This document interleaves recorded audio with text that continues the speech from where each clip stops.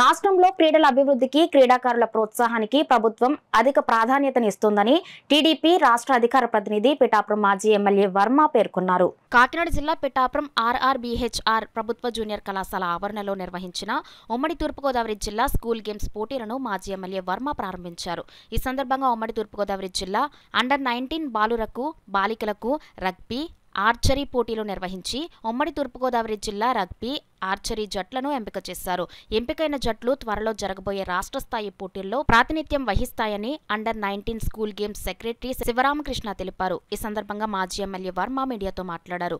కార్యక్రమంలో కళాశాల ప్రిన్సిపల్ కేశవరావు, ఉమ్మడి తూర్పుగోదావరి జిల్లా rugby association chairman Viyyapu Ramannaraju, TDP కౌన్సిలర్లు అల్లవరపు నగేష్, రాయుడు శ్రీను, టీడీపీ నాయకులు కేతవరపు కృష్ణ, రావుల రమేష్, జనసేన నాయకులు సూరవరపు సురేష్, చెల్లిబోయిన సతీష్, మార్నేడి రంగబాబు, కోచ్ లక్ష్మణరావు తదితరులు పాల్గొన్నారు.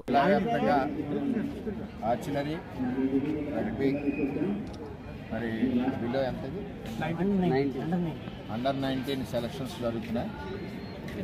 మరి విద్యార్థినులు అందరూ కూడా చాలా హుషారుగా ఉన్నారు. వీరందరూ జిల్లా వ్యాప్తంగా ఫస్ట్ ర్యాంక్లో ఉండాలని ఆశీస్సులు.